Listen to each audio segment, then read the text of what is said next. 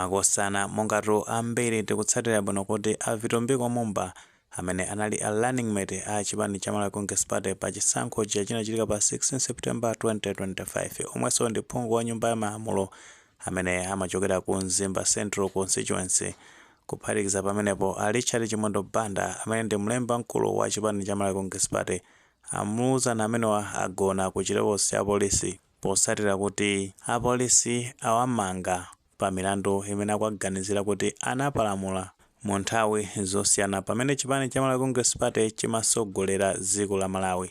Posatiratu kumangidwa kumeneku ku chipani cha Malawi Congress Party ayankhulapo ndekutino amene ayankhula ndi a Ken Nsonda. Paja a Ken Nsonda ndi a deputy publicity a chipani chimene cha Malawi Congress Party. Nde chimene tingachite tipanga atachi audio imene ayankhula a Ken Nsonda kenako timalize ninkhani. Ayi ndizoona ngati chipani titakusimikiza kuti amene anali running mate wa chipani chathu cha Malawi Congress Party nthawi ya zisankho zangopita za September 16, 2025 engineer Vitumbiko Mumba awamanga ndipo ali ku polisi ya ku area 18 kulingazi.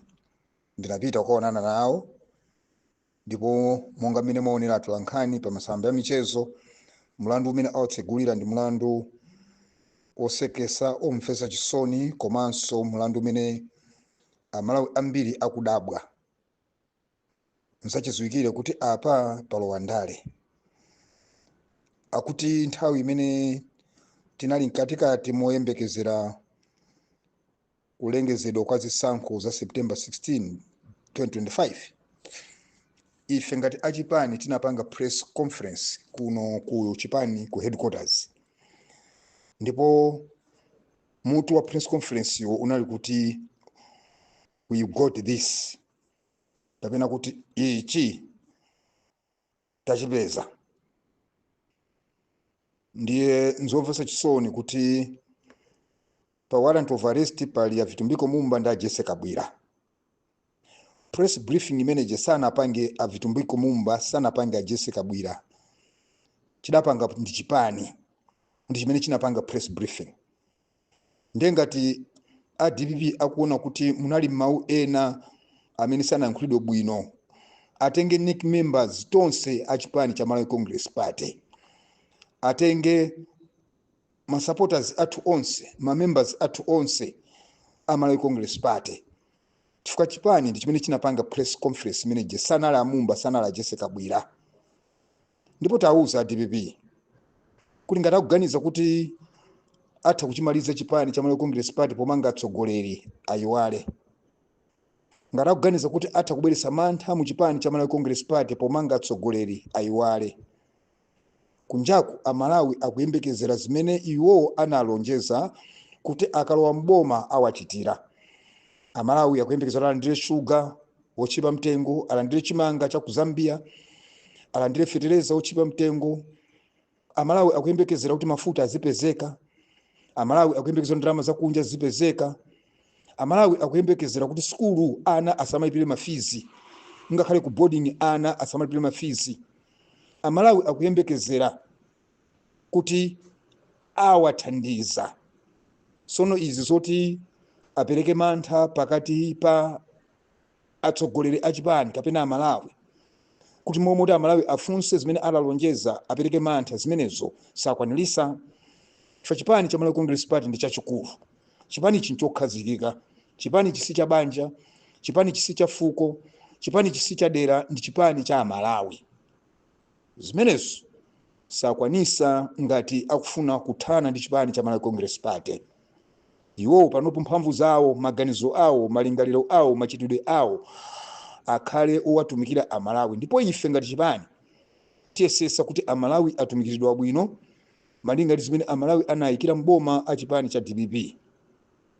Chisankho china chili 2030, ndipo ngati akuganiza kuti akatero athana ndi Malawi Congress Party akunama. Ngati akuganiza kuti akatero athana ndi atsogoleri a Malawi Congress Party akunama. Ngati akuganiza kuti akatero apereka mantha pakati pa atsogoleri ochisatira chipani chi ndi ma members a Malawi Congress Party akunama. Chifukwa chipani cha Malawi Congress Party ndi chipani chachikulu kwambiri.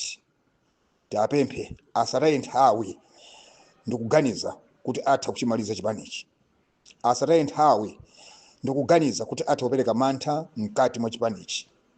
Tapemphe atumikire Amalawi chifukwa chimenecho chimene Amalawi akuyembekezera.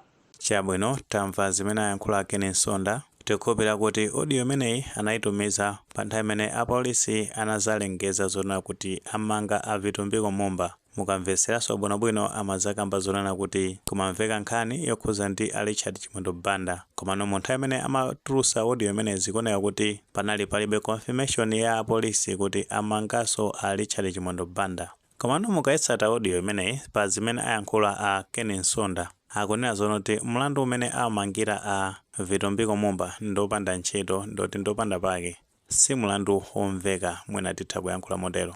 Komano kuti mumvesese bwinobwino mlandu umene uja mukatsatira chikalata chimene apolisi anakatenga ndi chilunga choti amangire amene a Vitumbiko Mumba kapena kuti warrant of arrest, akunena zonena kuti a Vitumbiko Mumba and others kumapeto kwake anazamalizira ndi a Jesse Kabwira. Anthu amenewa amafuna kuyambisa ziwawa ndi zimene akuyankhula pamenepopo.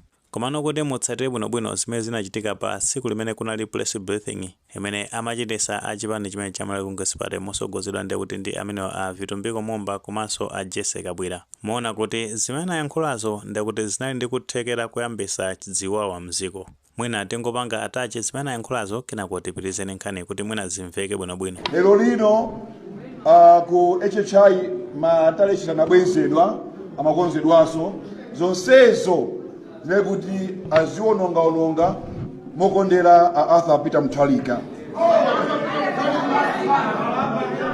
Don't do that. Abusa Chakwera anyenya muntu. The only person who can nyenya is the one who can steal elections. We will answer them with evidence, law, and the full force.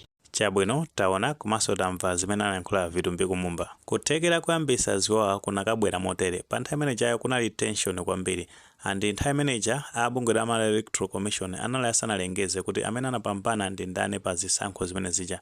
Ndipo mukatsala bwinobwino pa press briefing amene abungwe la Malawi Electoral Commission amazapanga amanena kuti azipani apewe kupangisa ma press briefing chifukwa chonena kuti zimenezo zindi kuthekera kuyambisa chisokonezo of which zinazona potengeso ndi many tension inalili fa a chipani chotsutsa cha Democratic Progressive Party nthawi imeneja analiona kuti mitima inali mmwamba kuti china chonse chimene chingachitika icho iwo ndi kuti amachivomereza ndi kuti kaya kunali ziwawa ndi kuti amaonekeratu kuti nawo anakonzeka. Tikapitaso kumbali ya chipani cholamula mu nthawi imeneja cha Malawi Congress Party kumene konso otsatirawo samafuna kuti chipani chawo cha Malawi Congress Party chituluke mboma. So zimene anayankhula a Vitumbiko Mumba anakhala zonoti anapitiriza ndi kunena zona kuti apa sili kuvomereza kuti MCP yaluza pa chisankho. Mapeto ake tipanga chothekera china chilichonse kuti kaya mziko mukhale chaos kumanewo wakhalebe akulamulira ziko. Kodi osapotera a chipani cha Malawi Congress Party sanakalolera kupanga zinthu zimenezo. Komanso a chipani cha Democratic Progressive Party potengeranso ndi malizasi imene amabwerera zimayoneka kuti iwo ndi amene amasogola ndi kuti no apezeke zoti a chipani cha Malawi Congress Party akukakamira kuti safuna kutuluka mboma kusiya usogoleri ndi kuti most likely kunakakhala kule chimpwerekete mziko. Zinatengerano majority ya a Dr. Lazarus Chakwera kupanga conceded defeat kuti iwo avomereza kuti aluza pa chisankho chimene chicha. Ndi chifukwa chake tension inazweza zoti yazizira mziko. So zimene akuyankhula Ken Nsonda it isn't making sense. Ngati munthu anapalamula mulandu akuyeneka zonena kuti aweruzidwe potengera ndi mulandu mmene anapalamulira. Lamulo lisamasankhe kandi kuti ndapalamula ndine ndikuyenera kukumana ndi lamulo. Aliyense is subjected ku lamulo. So zimene akuyankhula zizonena kuti wina aliyense amene anali pa press conference manager amene anali ku National Executive Committee akuyenera amangidwe. Abomawo anapanga target anthu amene anayankhula mawu oti anapalamula mulandu. Nkutheka tumene maganizo pankhani mene pamene tikuyankhula zonena kuti Ken Nsonda omwe ndi deputy publicity a chipani cha Malawi Congress Party akunena zonoti kumangidwa kwa a Vitumbiko Mumba komanso a Richard Chimondo Banda milandu yake ndiyopanda pake, ndipo a chipani cha Democratic Progressive Party asaone ngati kuti athesa chipani cha Malawi Congress Party pamene akumanga akuluakulu amenewa a MCP ngati maganizo amene alipo tifotokozeni comment section, koma molemekeza maganizo anzathu. Musaiwale panga like video imene komanso panga subscribe channel chimene cha Fox Malawi News 8 ndicho kuti nkhani zambiri zikamachitika ndiye kuti zitakufikirani mosavuta.